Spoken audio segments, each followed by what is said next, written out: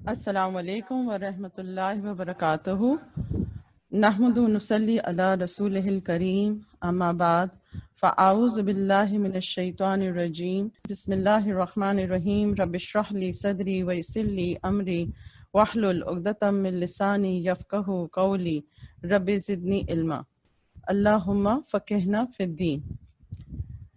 جیسے کہ ہم نے آدم علیہ السلام کے تمام واقعات اور حالات سے یہ بات واضح ہوئی کہ کس طرح شیطان ابلیس نے دنیا میں بھی آدم علیہ السلام اور ان کی اولاد کا پیچھا کیا، اور کس طرح انسان کے نفس پر قابو پا کر بھائی بھائی میں دشمنی کروا دی، اور اس حد تک انتقام کی آگ بھڑکائی کہ بھائی کا بھائی کے ہاتھوں قتل کروا دیا۔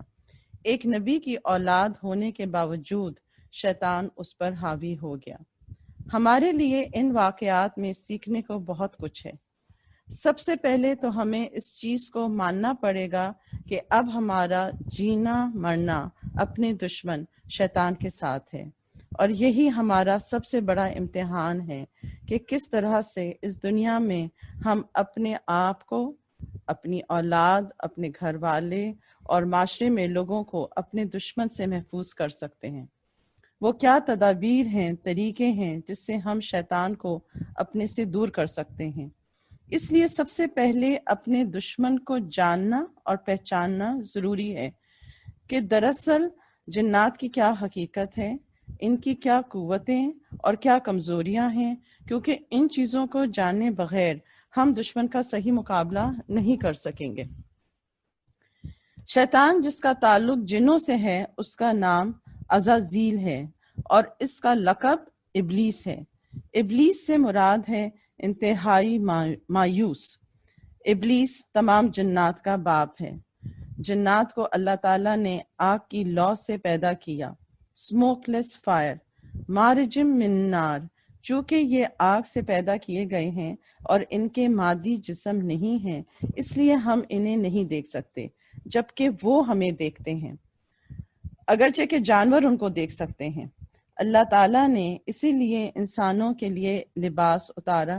سورہ الاعراف میں آتا ہے، اے بنی آدم، ہم نے تم پر لباس اتارا کہ تمہارا ستر ڈھانکیں اور تمہارے بدن کو زینت دیں، اور جو پرہیزگاری کا لباس ہے وہ سب سے اچھا ہے۔ یہ اللہ کی نشانیاں ہیں تاکہ لوگ نصیحت پکڑیں۔ اسی لیے لباس تبدیل کرتے وقت بسم اللہ پڑھنا چاہیے تاکہ پھر جنات وہاں سے چلے جائیں اور ہمیں نہ دیکھ سکیں۔ جنات ذی عقل مخلوق ہے، یعنی ان کے پاس عقل ہوتی ہے۔ انسانوں کی طرح جن بھی شریعت کے پابند ہیں۔ جنوں میں بھی نیک اور بد ہیں۔ نیک جن مسلمان ہیں اور نیک کام کرنے کی کوشش کرتے ہیں، جبکہ شریر جن شیطان کہلاتے ہیں اور دوسروں کو گمراہ کرنے میں مشغول رہتے ہیں۔ جنات میں نر اور مادہ دونوں ہیں۔ ان کی شادیاں بھی ہوتی ہیں اور اولاد بھی پیدا ہوتی ہے۔ اکٹھے ان کے ہاں کئی بچے ہوتے ہیں۔ وہ فوت بھی ہوتے ہیں۔ وہ بول بھی سکتے ہیں اور سن بھی سکتے ہیں۔ ان کا چونکہ مادی جسم نہیں، اس لیے اڑ بھی سکتے ہیں، آسمان تک چلے جاتے ہیں، بہت تیزی سے سفر کر سکتے ہیں۔ وہ کئی روپ دھار سکتے ہیں، کبھی انسانوں کی شکل میں آتے ہیں، وہ دوسرے اجسام میں داخل ہو سکتے ہیں، انسانوں یا جانوروں کے اندر۔ وہ الٹے ہاتھ سے کھانا کھاتے اور پانی پیتے ہیں۔ اسی لیے نبی صلی اللہ علیہ وسلم نے مسلمانوں کو تاکید کی ہے کہ وہ سیدھے ہاتھ سے کھائیں اور پئیں۔ اگر بسم اللہ پڑھ کر ہم کھانا شروع نہیں کرتے تو وہ ہمارے کھانے میں بھی شامل ہو جاتے ہیں۔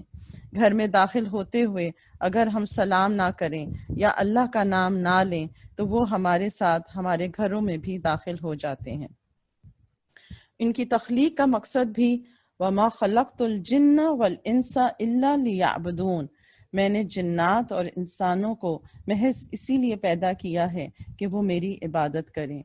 وہ انسان کے اندر وسوسے ڈال کر اور اس کی عقل پر پردہ ڈال کر اسے پھسلاتے ہیں۔ اس کی جو بھی نفسی کمزوری ہے اس کے ذریعے اس کو دھوکہ دیتے ہیں، لیکن زبردستی نہیں کر سکتے۔ ان کے وعدے جھوٹے ہیں۔ سورہ ابراہیم۔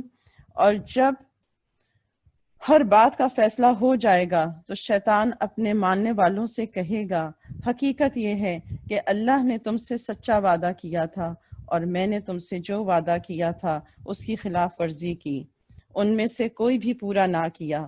میرا تم پر کوئی زور تو نہیں تھا، میں نے اس کے سوا کچھ نہیں کیا کہ اپنے راستے کی طرف تمہیں دعوت دی تو تم نے میری بات مان لی،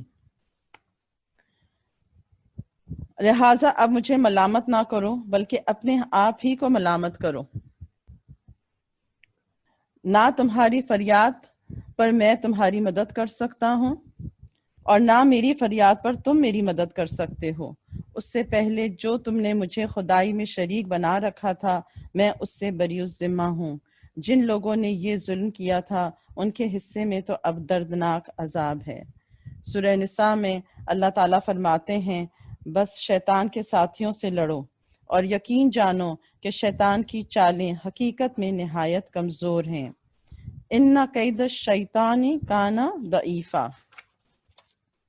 دراصل ہمیں اپنے ارد گرد مضبوط قلعہ تعمیر کرنے کی ضرورت ہے کہ شیطان ہم پر حملہ نہ کر سکے۔ اگر ہمارا امیونٹی لیول سٹرونگ ہوگا تو پھر کوئی بیماری حملہ نہ کر سکے گی۔ تو چاہے ہماری روح ہو یا جسم، اللہ تعالیٰ نے دونوں کو شیطان سے بچانے کے لیے کئی طریقے اور تدابیر بتائی ہیں، لیکن علاج سے پہلے ہم تھوڑا تفصیل سے دیکھیں گے کہ شیطان کس طرح سے انسان پر حملہ کرتا ہے اور انسان کی کس کمزوری کا فائدہ اٹھاتا ہے۔ شیطان کی چالیں اگرچہ کہ کمزور ہیں لیکن وہ اپنے مشن میں بہت زیادہ فوکس ہے۔ وہ کبھی تھکتا نہیں ہے، دن رات ڈٹا ہوا ہے۔ وہ ہر انسان کی پیدائش سے لے کر مرتے دم تک اس کا ہر جگہ پیچھا کرتا ہے، اور جہاں انسان ذرا سا غافل ہوا یا اپنے نفس کی خواہشات کے سامنے کمزور پڑا، وہ اسی وقت انہی ذریعوں سے اسے اس طرح بہکاتا ہے، اور چونکہ نظر نہیں آتا اسی لیے بعض وقت انسان کو یہ بھی پتہ نہیں چلتا کہ یہ اس کا اپنا نفس ہے یا شیطان۔ سب سے پہلے وہ انسان سے شرک کرواتا ہے، کیونکہ اس کو پتا ہے کہ شرک دنیا کا سب سے بڑا گناہ ہے، ظلم عظیم ہے، اور اگر انسان اس جرم کی زندگی میں معافی نہیں مانگتا تو پھر جہنم اس کا مقدر ہے۔ سب سے پہلے انسان کے عقیدے میں خرابی کراتا ہے۔ حضرت آدم علیہ السلام کی وفات کے بعد کئی 100 سال تک تمام لوگ توحید پر قائم تھے اور ایک اللہ کی عبادت کرتے تھے۔ عبداللہ بن عباس رضی اللہ عنہ کہتے ہیں کہ سب سے پہلے شرک کی ابتدا نوح علیہ السلام کی قوم سے ہوئی۔ کچھ نیک لوگ ان کی قوم میں تھے، ود، سوا، یغوث، یعوق اور نصر۔ جب یہ لوگ فوت ہو گئے تو شیطان نے وسوسہ ڈالا کہ جہاں وہ لوگ بیٹھا کرتے تھے وہاں ان کی مورتیاں یا بت بنا کر رکھ دو، اور نام بھی وہی رکھو جو نیک لوگوں کے تھے۔ انہوں نے ایسا ہی کیا۔ اس وقت بتوں کی پوجا شروع نہیں ہوئی۔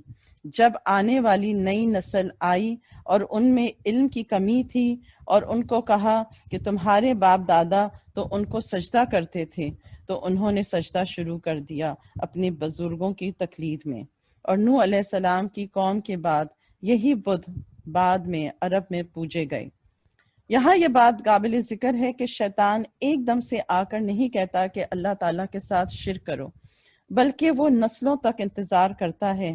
جب آہستہ آہستہ انسانوں کا ایمان کمزور پڑنے لگتا ہے، علم کی کمی آنے لگتی ہے، پھر ایک نسل کے دل میں نیکی کرنے کے نئے طریقے نکالتا ہے۔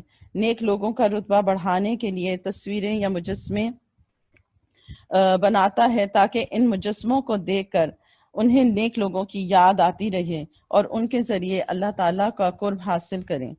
دوسری نئی آنے والی نسل چونکہ اپنے باپ داداؤں کو ان بتوں سے محبت کرتے دیکھتے ہیں، پھر ان کے دل میں بھی شیطان یہ خیال ڈالتا ہے کہ انہی بتوں کی وجہ سے تمہیں بارش ملتی ہے اور رزق بڑھتا ہے، تو ان بتوں ہی کی عبادت کرو کہ یہ ہمیں اللہ تعالیٰ سے جوڑیں گے اور ہماری طرف سے سفارش کریں گے، پھر انہی کے آگے سجدے اور انہی سے دعائیں۔ سب سے پہلے جس مخلوق کی عبادت کی گئی وہ ود بزرگ کا بت تھا۔ پہلے ان نیک ہستیوں کی تصویریں بنائی گئیں اور پھر بعد میں مجسمے۔ شیطان انسانی روپ میں آ کر ان کو مشورے دیتا تھا جب وہ بزرگ کے مرنے کے بعد بہت زیادہ غمزدہ ہوتے۔ اسی لیے اسلام میں انسانوں کی شکلیں بنانا، ان کو دیواروں پر ٹانگنا یا گھروں میں پرندوں، جانوروں یا انسانوں کے مجسمے ایز اے ڈیکوریشن پیس رکھنا بھی منع ہے، کیونکہ اسی سے شرک کی ابتدا ہوئی۔ اللہ تعالیٰ چاہتے ہیں کہ ہم ان چیزوں کے بھی قریب نہ جائیں جن چیزوں میں شبہ ہو، اور بعض وقت جب ہم نمازیں پڑھتے ہیں تو اس چیز کا خیال نہیں رکھتے کہ سامنے کوئی شکلوں والی تصویریں یا بت نہ ہوں۔ علم کی کمی اور بزرگوں کی اندھی تقلید بہت بڑی وجہ ہے جس کے ذریعے شیطان انسانوں کو قابو میں کر لیتا ہے۔ نیک لوگ، بزرگ، انبیاء، اگر ان کی محبت حد سے بڑھ جاتی ہے تو پھر انسان خود سے اللہ تعالیٰ سے تعلق، محبت، عبادت، اس کے آگے سجدہ، دعا اور مدد مانگنے کی بجائے، اللہ تعالیٰ پہ بھروسہ کرنے کی بجائے سارا دن نیک بزرگ لوگوں کا ہی سہارا لیتا ہے، وہ چاہے زندہ ہوں یا فوت ہو چکے ہوں، تو پھر اللہ تعالیٰ سے ڈائریکٹ کنیکشن اور قریب ہونے کی بجائے وہ آہستہ آہستہ شرک کے دلدل میں پھنستا جاتا ہے۔ مسجد میں جانے کی بجائے آستانوں کے اور مقبروں کے چکر لگاتا ہے اور نظر و نیاز کرتا ہے۔ شیطان اس طرح سب سے زیادہ کامیاب ہو جاتا ہے جب وہ تمام مذاہب کے لوگوں کے عقیدے میں خرابی پیدا کر دے۔ سورہ نساء میں اللہ تعالیٰ فرماتے ہیں، اللہ تعالیٰ بس شرک ہی کو معاف نہیں کرتا، اس کے سوا دوسرے جس قدر گناہ ہیں وہ جس کے لیے چاہتا ہے معاف کر دیتا ہے۔ اللہ کے ساتھ جس نے کسی اور کو شریک ٹھہرایا اس نے تو بہت ہی بڑا جھوٹ گھڑا، اور یہ بڑے سخت گناہ کی بات ہے۔ یعنی اگر کسی نے اپنی زندگی میں شرک سے توبہ نہ کی تو اس کا ایمان ہی مکمل نہ ہوا، جو پہلی شرط ہے اللہ تعالیٰ کو راضی کرنے کے لیے۔ اسی لیے لا الہ الا اللہ کو پڑھنا تو بہت آسان ہے، ایک بچہ بھی پڑھ سکتا ہے، لیکن اس کو صحیح معنوں میں سمجھنا اور اپنی زندگی میں اس کو قائم کرنا کہ ایاک نعبد و ایاک نستعین، کہ ہماری زندگیوں میں کیا اہمیت ہے، اس کے لیے علم حاصل کرنا کہ کہیں پر شرک کا شائبہ بھی نہ ہو، بہت ضروری ہے۔ اور آگے نسلوں کو، بچوں کو یہ سمجھانا بھی بہت ضروری ہے۔ ہمارے بچے دنیا کی تعلیم میں ہم سے بہت آگے ہیں، ہر فیلڈ میں، لیکن دین کی تعلیم میں ہماری نئی نسل کو اگر یہ پوچھیں کہ ہمارے ایمان کے کیا ارکان ہیں، بیسک پلرز آف فیتھ کیا ہیں، یا بیسک پلرز آف اسلام کیا ہیں، تو وہ کنفیوز نظر آئیں گے۔ اور لا علمی کا دروازہ شیطان کے لیے بہت فائدہ مند ہے، کیونکہ پھر وہ انسان کو شارٹ کٹس بتا کر صراط مستقیم سے دور لے جاتا ہے۔ ہمارے نبی صلی اللہ علیہ وسلم نے فرمایا، جس کی موت اس حال میں آئی کہ اس نے اللہ تعالیٰ کے ساتھ کسی کو شریک نہ ٹھہرایا ہو تو یقیناً اس کے لیے مغفرت ضروری ہوگی۔ عبداللہ بن مسعود رضی اللہ عنہ سے روایت ہے کہ رسول اللہ صلی اللہ علیہ وسلم نے فرمایا، جو شخص اس حالت میں مرا کہ دعا میں اللہ کے ساتھ کسی دوسرے کو شریک کرتا ہے تو وہ آگ میں داخل ہوا۔ یہ بخاری کی حدیث ہے۔ تو اللہ تعالیٰ سے دعا ہے، اللہ ربی لا اشرک بہ شیئا، اللہ وہی میرا رب ہے، اس کے ساتھ میں کسی کو شریک نہیں ٹھہراتا۔ اللہ تعالیٰ ہم سب کو اس برے جرم سے محفوظ رکھیں، آمین۔ شرک کے بعد سب سے بڑا وار جو شیطان انسانوں پر کرتا ہے وہ ہے ان کے اندر تکبر پیدا کرنا، کیونکہ یہ اس کی اپنی خصلت ہے، اور اسے پتا ہے کہ اگر انسان میں یہ صفت پیدا ہو جائے تو پھر اس کے لیے جنت کا راستہ مشکل اور جہنم کا آسان ہو جائے گا۔ اللہ تعالیٰ فرماتے ہیں کہ اگر کسی انسان کے دل میں رائی برابر بھی تکبر، گھمنڈ ہوگا تو وہ جنت میں داخل نہیں ہو سکے گا۔ تکبر کے مطلب ہے بطر الحق، غمت الناس، حق کو نہ ماننا اور دوسروں کو حقیر سمجھنا۔ جو تمام نعمتیں اللہ تعالیٰ نے انسانوں کو دی ہیں ان کو سمجھنا کہ میرا حق تھا اور میں ان کو ڈیزرو کرتا ہوں، اور اگر کچھ لوگوں کے پاس وہ نعمتیں نہیں ہیں تو وہ مجھ سے کمتر ہیں۔ یہ اور میں اللہ کا خاص بندہ ہوں، اسی لیے مجھے یہ نعمتیں دنیا میں بھی ملی ہیں اور آخرت میں بھی میں ان کا حقدار ہوں گا۔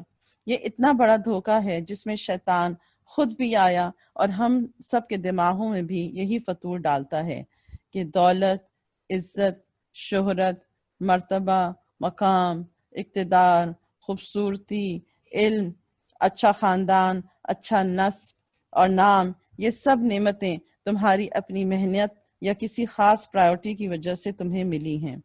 سورہ قصص میں قارون کے واقعے میں آتا ہے کہ اس کو اتنے خزانے دیے گئے تھے کہ ان کی کنجیاں ایک طاقتور جماعت کو اٹھانی مشکل ہوتی، لیکن جب اس کی قوم نے کہا کہ اتراؤ مت کیونکہ اللہ تعالیٰ اترانے والوں کو پسند نہیں کرتا، اور پھر اس سے کہا کہ اس مال کو اپنی آخرت کی بھلائی کے لیے ضرورت مندوں پر خرچ کرو، تو قارون نے جواب دیا کہ یہ مال مجھے میرے علم کی وجہ سے ملا ہے۔ اور جب وہ شان و شوکت سے اپنی قوم کے سامنے نکلا تو بہت سے لوگ جو دنیا کے طالب تھے کہنے لگے کہ کاش ہمیں بھی یہی سب کچھ ملے، لیکن جو اصل العلم جانتے تھے، جن کو اللہ تعالیٰ کی پہچان تھی، انہوں نے کہا اللہ کا ثواب کہیں درجے بہتر ہیں ان لوگوں کے لیے جو ایمان لائے اور نیک عمل کیے اور انہوں نے دنیا کی زندگی میں صبر کیا۔ اور پھر اللہ تعالیٰ نے قارون اور اس کے خزانوں کو سب کے سامنے زمین میں دھسا دیا اور کوئی اس کی مدد نہ کر سکا۔ اس وقت پھر وہی لوگ کہنے لگے کہ اللہ تعالیٰ جس کے لیے چاہے رزق فراخ کر دیتا ہے اور جس کے لیے چاہتا ہے رزق تنگ کر دیتا ہے، اور اگر اللہ ہم پر احسان نہ کرتا تو پھر ہمیں بھی دھسا دیتا، اور اللہ کی نعمتوں کا انکار کرنے والے نجات نہیں پا سکتے۔ اسی طرح فرعون نے اپنے اقتدار، حکومت اور کرسی کے گھمنڈ میں تکبر کر کے موسیٰ علیہ السلام کے پیغام حق کو جھٹلایا، ان کو اور ان کی قوم کو کمتر سمجھ کر بے تحاشا ظلم کیے اور اپنے درباریوں سے کہا ما علمت لکم من الہ غیری، میں تمہارا اپنے سوا کسی کو خدا نہیں مانتا، تو حامان میرے لیے گارے کو آگ لگا کر اینٹیں پکا دو، پھر ایک اونچا محل بنا دو تاکہ میں موسیٰ کے خدا کی طرف چڑھ جاؤں، اور میں تو اسے جھوٹا سمجھتا ہوں، اور وہ اور اس کے لشکر ملک میں ناحق مغرور ہو رہے تھے اور خیال کرتے تھے کہ وہ ہماری طرف لوٹ کر نہیں آئیں گے، تو ہم نے ان کو اور ان کے لشکروں کو پکڑ لیا اور دریا میں ڈال دیا، سو دیکھ لو کہ ظالموں کا کیسا انجام ہوا۔ ہم نے انہیں جہنم کی طرف دعوت دینے والا پیشرو بنا دیا، اور قیامت کے روز وہ کہیں سے کوئی مدد نہ پا سکیں گے۔ ہم نے اس دنیا میں ان کے پیچھے لعنت لگا دی، اور قیامت کے روز وہ بڑی قباحت میں مبتلا ہوں گے۔ تو یہ ہے مثالیں ان انسانوں کی جنہوں نے کھلم کھلا شیطان کے طریقوں کی پیروی کی، اور پھر انجام بھی اللہ تعالیٰ نے ان کا شیطان کے ساتھ ہی کر دیا۔ اللہ تعالیٰ نے جن و انس کی ان مثالوں سے ہمارے لیے بہت بڑا آنکھیں کھولنے والا سبق رکھا ہے کہ کہیں ہم بھی ان ایکسٹریم مثالوں کی طرح اگرچہ کہ خدائی دعوے تو نہیں کرتے، لیکن کسی نہ کسی لیول میں تکبر کے شیطانی مرض میں مبتلا ہو جاتے ہیں۔ دولت، رتبہ، مرتبہ، شہرت، مقام، پاور نشے کی طرح انسان کی عقل پر حاوی ہو جاتے ہیں، اور انسان اپنے سے کمزور لوگوں پر کہیں نہ کہیں ظلم و زیادتی کرتا ہے۔ ایک مشہور کہاوت ہے power corrupts and absolute power corrupts absolutely. انسان سمجھتا ہے کہ وہ طاقتور ہے اور اس کے بل بوتے پر وہ زیادتی کرتا ہے، اور جب فوری سزا نہیں ملتی تو اور زیادہ اپنی گھمنڈ، اپنے ظلم و ستم میں بڑھ جاتا ہے۔ اگر کوئی خیر خواہ سمجھانا بھی چاہے تو وہ عقل پر پردے کی وجہ سے ضد اور گھمنڈ میں کسی کو خاطر میں نہیں لاتا، اصل حقیقت سے بے خبر کہ یہ سارا ظلم دراصل وہ اپنی ہی ذات پر کر رہا ہے، کیونکہ اللہ تعالیٰ پھر کہتے ہیں واللہ لا یہدی القوم الظالمین، اور اللہ ظالموں کو ہدایت نہیں دیا کرتا۔ اور اس سے بڑھ کر کیا سزا ہو سکتی ہے کہ انسان کو پھر ہدایت ہی نہ ملے۔ اور جیسے کہ سورہ شورى میں اللہ تعالیٰ فرماتے ہیں خبردار رہو، بے شک ظالم دائمی عذاب میں ہوں گے۔ سیدنا ابو ہریرہ رضی اللہ عنہ سے روایت ہے کہ اللہ کے رسول اللہ صلی اللہ علیہ وسلم نے فرمایا جس نے اپنے کسی بھائی پر ظلم کیا ہو تو اسے چاہیے کہ اس سے دنیا میں معافی مانگ لے، کیونکہ آخرت میں وہاں درہم و دینار نہ ہوں گے۔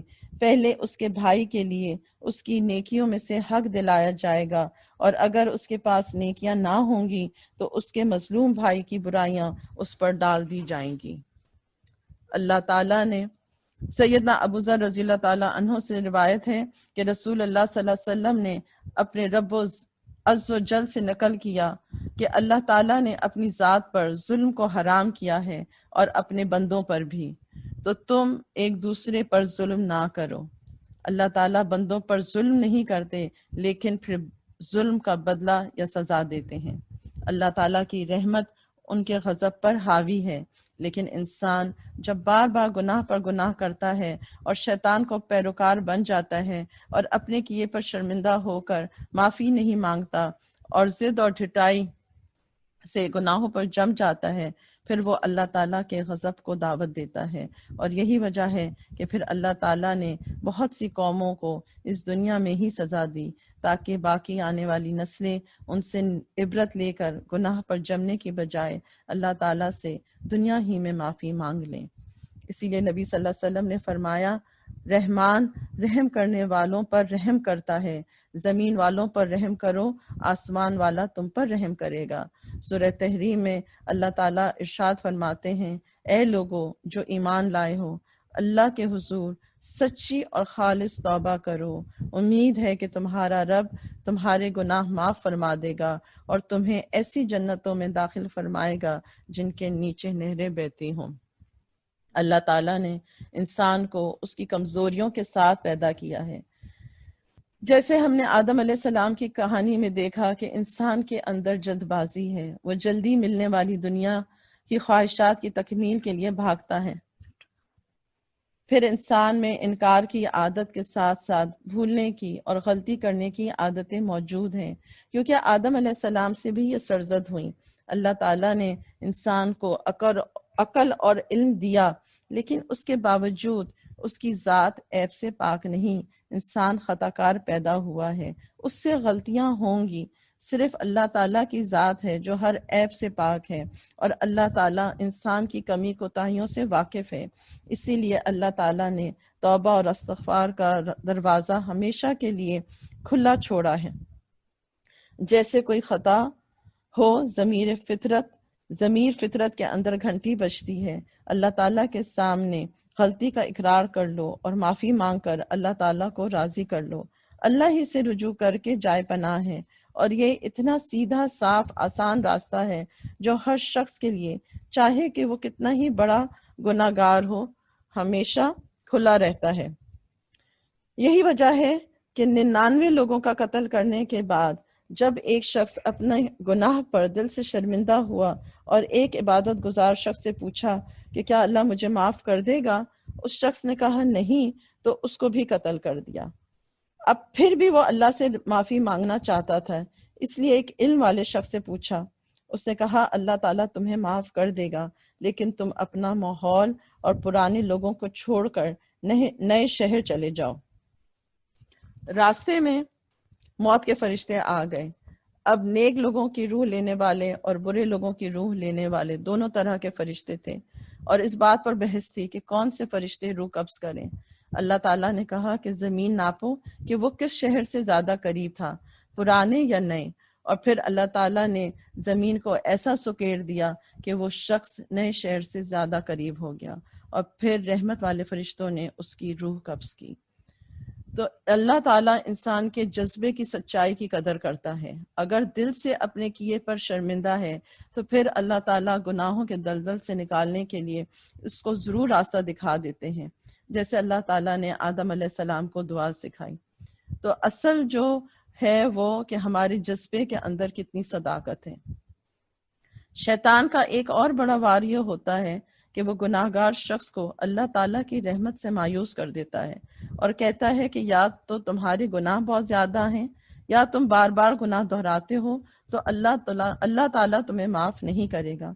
چونکہ وہ خود اللہ کی رحمت سے دور دھتکارا گیا، وہ نہیں چاہتا کہ کوئی بھی شخص شرمندہ ہو کر معافی مانگ کر اللہ کی رحمت کو پا سکے۔ ابو سعید رضی اللہ عنہ سے روایت ہے کہ رسول اللہ صلی اللہ علیہ وسلم نے فرمایا، شیطان نے کہا، اے میرے رب، تیرے عزت کی قسم، تیرے بندوں کے جسموں میں جب تک روحیں ہیں میں انہیں گمراہ کرتا رہوں گا۔ اللہ تعالیٰ نے فرمایا، مجھے میری عزت اور جلال کی قسم اور مجھے میرے بلند مرتبے کی قسم، جب تک کہ وہ مجھ سے معافی مانگتے رہیں گے میں انہیں معاف کرتا رہوں گا۔ سبحان اللہ۔ عبداللہ بن مسعود رضی اللہ عنہ سے روایت ہے کہ رسول اللہ صلی اللہ علیہ وسلم نے فرمایا، گناہ سے توبہ کرنے والا ایسا ہے جسے اس نے کبھی گناہ ہی نہ کیا ہو۔ عبداللہ بن عمر رضی اللہ عنہ سے روایت ہے کہ رسول اللہ صلی اللہ علیہ وسلم نے فرمایا، اللہ بندے کی توبہ سانس اکڑنے سے پہلے تک قبول کرتا ہے، یعنی کہ جب تک کہ اس کو وہ فرشتے نہیں نظر آ جاتے جن کو ہم کہتے ہیں کہ موت کے فرشتے، اور اس سے پہلے بھی اگر وہ اللہ سے معافی مانگتا ہے، توبہ استغفار کرتا ہے، تو اللہ اسے معاف کر دیتا ہے۔ ابلیس کا مطلب ہے کہ انتہائی معصوم، اسی لیے وہ انتہائی مایوس۔ ابلیس کا مطلب ہے کہ انتہائی مایوس، اسی لیے وہ انسان میں انتہائی درجے کی مایوسی پیدا کرنا چاہتا ہے۔ اللہ تعالیٰ کہتے ہیں، لا تقنطوا من رحمت اللہ، اللہ کی رحمت سے مایوس نہ ہو۔ اللہ کی رحمت کی مثال اس ماں کی طرح ہے کہ جس کے پاس اس کا بچہ ڈانٹ کھا کر پھر ماں کی طرف ہی دوبارہ جاتا ہے اور اسی کی گود میں پناہ لیتا ہے۔ انسان کو شیطان دو ایکسٹریم پر لے جاتا ہے۔ ایک طرف اگر انسان کوشش کر کے دین کا علم حاصل کر لیتا ہے، نماز روزے کی پابندی کرتا ہے، قرآن پڑھتا ہے، تو پھر اس کے دماغ میں یہ خیال ڈال دیتا ہے کہ بس اب صرف تم نیک ہو اور باقی سب گناہ گار ہیں، اور اس شخص میں اپنی نیکی اور علم کا تکبر اس کو ایک سیلف رائٹیسنس کے موڈ میں لے جاتا ہے۔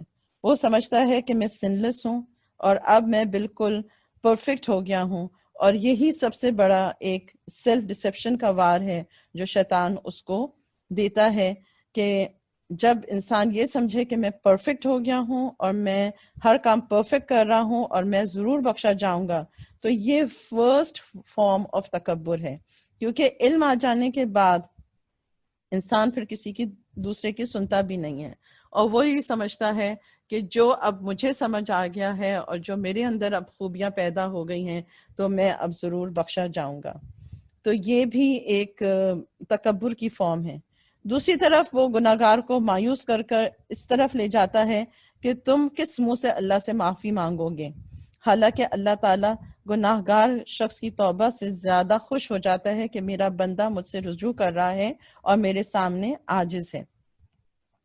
لیکن یہاں پہ بھی پھر وہ اس میں لے جاتا ہے کہ تم کسی نیک بندے کے ذریعے ہی معافی مانگ سکتے ہو، اور اس میں پھر شرک کا دروازہ کھل جاتا ہے۔ اللہ سبحانہ تعالیٰ کہتے ہیں کہ اگر انسان کے زمین سے لے کر آسمان تک بھی گناہ ہوں لیکن وہ سچے دل سے مجھ سے معافی مانگے تو میں اس کو بخش دیتا ہوں۔ اور اسی لیے ان دونوں ایکسٹریم رویوں سے بچنا جو ہے ہمارے لیے نہایت ضروری ہے۔ ایک اور بڑا وار جس کی وجہ سے دنیا میں پہلا جرم ہوا اور اسی وجہ سے آدم اور حوا علیہ السلام سے ابلیس نے دشمنی کی، وہ ہے حسد۔ اللہ تعالیٰ نے یہ نہیں کہا کہ رائی برابر بھی کسی کے اندر حسد ہوگی تو وہ جنت میں نہ جائے گا، کیونکہ کسی نہ کسی لیول میں ہم میں سے ہر شخص کے اندر کوئی نہ کوئی حسد کی فارم ضرور ہے۔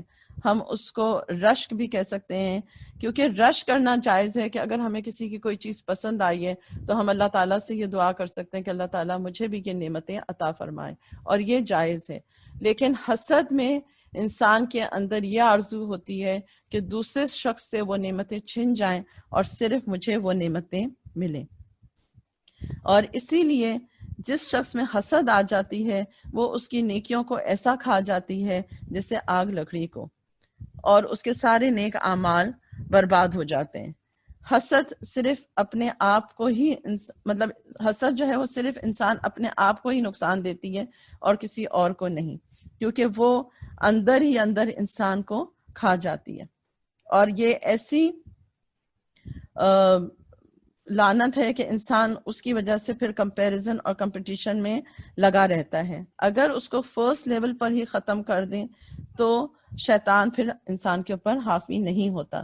لیکن اگر یہی حسد بڑھتی جائے تو پھر گھر کیا خاندانوں اور معاشروں کو تباہ کر دیتی ہے. ہیلدی کمپٹیشن جائز ہے، جیسے کہ اللہ سبحانہ تعالیٰ نے کہا فاستبقوا الخیرات، کہ آپ ہم سب کو نیکیوں میں دوڑ لگانی چاہیے، جیسے کہ اللہ تعالیٰ چاہتے ہیں کہ ہم نیکیوں میں آگے بڑھنے کی کوشش کریں. لیکن ہم مقابلہ بازی میں پھر فخر اور تفاخر میں پڑ جاتے ہیں، یعنی کہ ہم پھر ایک دوسرے کے اوپر فخر کرنے لگتے ہیں، گھر بار، دولت، گاڑی، دعوتیں، بچے، اور پھر اس میں مشہور ہونے کے لیے ریاء ناس جو ہے وہ ہمارے اندر آ جاتی ہے کہ لوگوں کو دکھانے کے لیے پھر ہر چیز کا دکھاوا، ڈسپلے. اور یہ اس زمانے کا سب سے بڑا فتنہ ہے کہ شیطان کے کہنے میں آ کر ہم پوری دنیا کے سامنے اپنی نعمتوں کا اظہار کر لیتے ہیں. اور پھر جو اللہ تعالیٰ کی نصیحت ہے کہ نظر بھر حق ہے، اور نظر اونٹ کو ہانڈی اور انسان کو قبر تک پہنچا دیتی ہے، کہ پرواہ کیے بغیر لوگوں کی لائکس اور ڈس لائکس اور لوگوں کے اپروول میں لگے رہتے ہیں. اسی لیے ہم دیکھتے ہیں کہ ہم جب نیکیاں بھی کرتے ہیں، کسی کو صدقہ خیرات کرتے ہیں، حج عمرے پہ جاتے ہیں، اس کی بھی تصویریں ہم لوگوں کو ڈسپلے میں ڈال دیتے ہیں.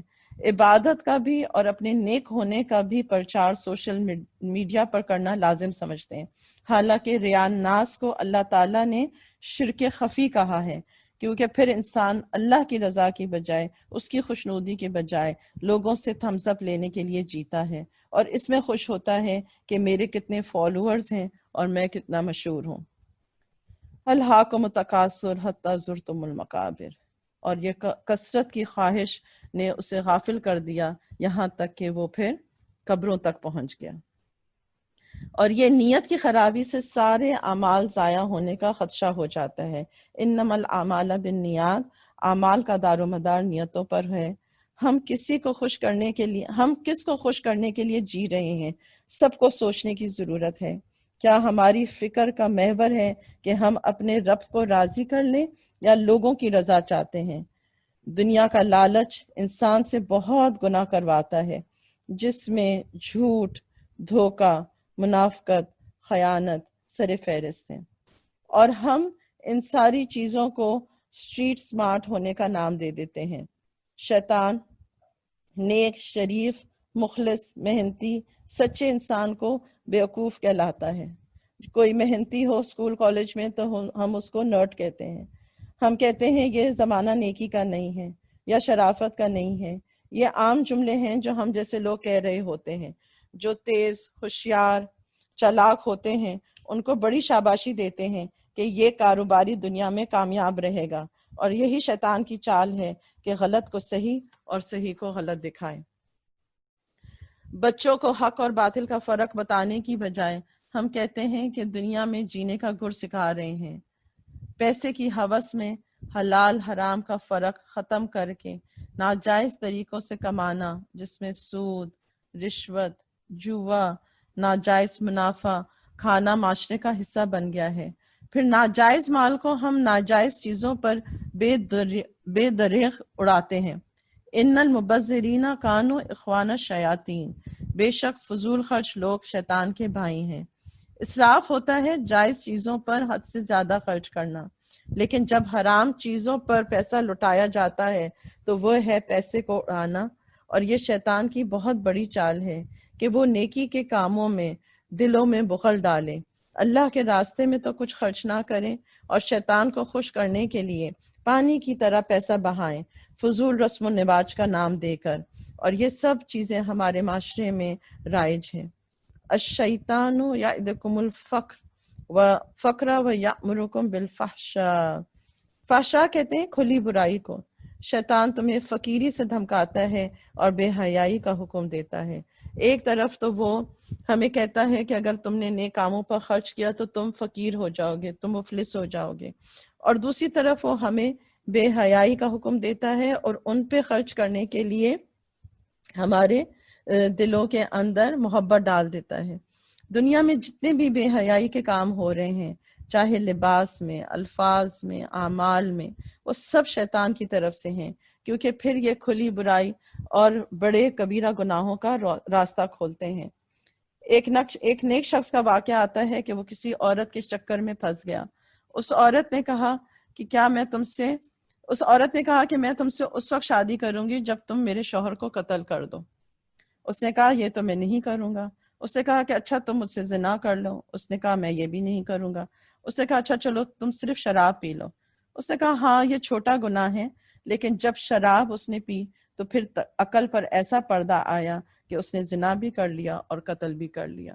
تو یہ برائیاں جو ہیں، جو شیطان نے معاشرے میں عام کر دی ہیں، اور اس کو ہم نے سوشل ڈرنکنگ یا اس کو ایک اپنے میں کلچر میں اس کا حصہ بن گیا ہے کہ ان چیزوں سے کوئی فرق نہیں پڑتا، کہ ہم اتنی زیادہ نہیں پیتے کہ ہمارے پر نشہ ہو، لیکن جو حرام ہے اس کا ایک قطرہ بھی حرام ہے۔ تو شیطان جو ہے ان بڑے گناہوں کو معمولی کر دکھاتا ہے، اور پھر ایک گناہ جو ہے دوسرے گناہ کا راستہ کھول دیتا ہے۔ غصہ شیطان کی طرف سے ہے، کیونکہ غصہ اس میں آگ ہے، اور شیطان بھی آگ سے بنا ہوا ہے۔ وہ انسان کو ہر بات پر طیش دلاتا ہے، اور انسان غصے میں آ کر ایسے جرم کر لیتا ہے کہ پھر باقی ساری زندگی پچھتاتا رہتا ہے۔ حسد اور تکبر سے چنگاری بھڑکتی ہے، اور انسان غصے اور طیش میں آ کر اپنی تمام زندگی میں خود ہی آگ لگا دیتا ہے۔ بدلے کی آگ میں آ کر قتل، جادو، تعویذ، دھاگے، ایسے شرکیہ کام بھی کراتا ہے کہ انسان اپنے ایمان ہی سے ہاتھ دھو بیٹھے اور اپنی دنیا اور آخرت دونوں کو برباد کر دے۔ سبحانک اللہم و بحمدک نشہد ان لا الہ الا سبحانک اللہم و بحمدک نشہد ان لا الہ الا انت نستغفرک و نتوب الیک۔ السلام علیکم ورحمۃ اللہ وبرکاتہ۔